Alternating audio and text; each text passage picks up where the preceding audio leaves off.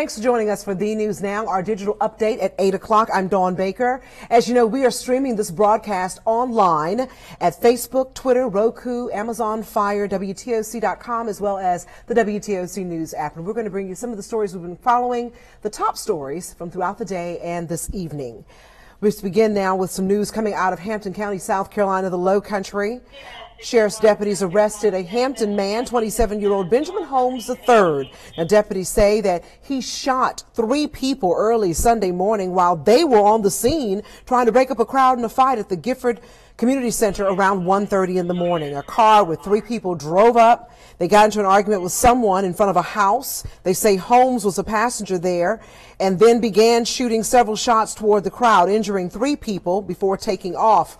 Holmes is now charged with 3 counts of attempted murder, among other charges. Deputies are still investigating. Police in Statesboro really need your help to find a 16-year-old they suspect in a deadly weekend shooting. They're looking for Eric Nicholas in the death of 19-year-old Tomashe Jones. Police are asking anyone with information about where Nicholas may be to please get in touch with them immediately instead of trying to handle the situation themselves. Investigators say it all happened here at the Park Place on Lanier Drive near the Veterans Parkway early Saturday morning. Police were responding to a report of shots fired.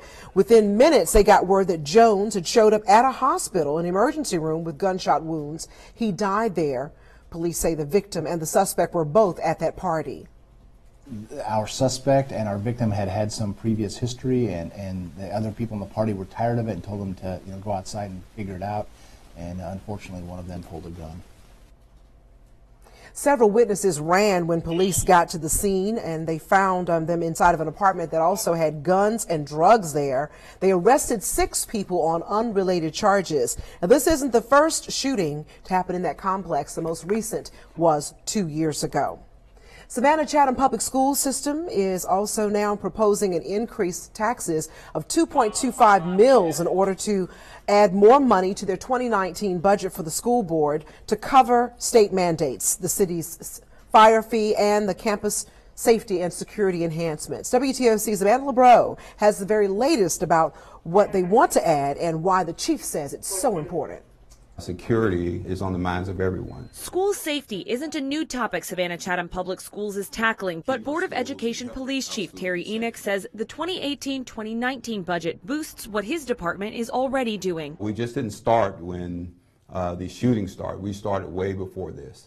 And we've been working on securing our schools. The $1.9 million budgeted for safety and security enhancements will help them continue. That money will fund 2 things. About $800,000 will pay for more metal detectors in schools. We're just building that piece out, adding more metal detectors so that we can do more of those type of searches to make sure contraband doesn't come in. The rest of the money pays for school safety aides, additional people stationed at schools to screen students and visitors. They're just like in courthouses, make sure that contraband doesn't get in and things that people shouldn't have don't come into the learning environment. The screeners won't be armed, and they don't replace school resource officers who can arrest people, but they add something Chief Enoch and Superintendent Ann Levette call heartware to their hardware. The hardware is really important. That's the people who can help us intervene when necessary. The district says it's willing to do what it takes to keep kids safe at school. You can't put a price on the life of a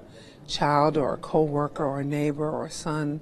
You just can't do that. Our kids are our most valuable resources, and I think we have a responsibility to do everything that we can in order to keep them safe. Part of that is making sure that we have the financial resources to make that happen.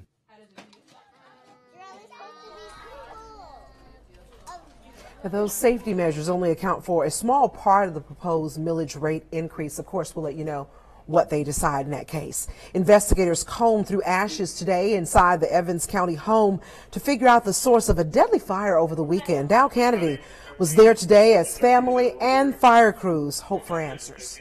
You don't see very much damage on the outside of this home. Fire crews say they had things extinguished within a minute or two once they got here, but unfortunately the damage was already done.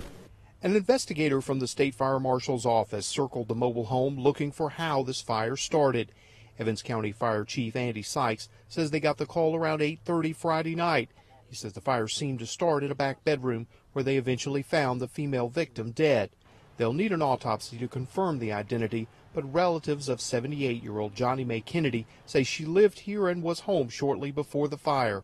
Fire crews found 2 smoke detectors that weren't working and say they could have saved her life. It goes off when the smoke hits the detector, wakes you up, and you can get yourself and everybody else in the house out and get to a safe place. Sykes says they found no signs of foul play in the fire or the woman's death so far in this investigation.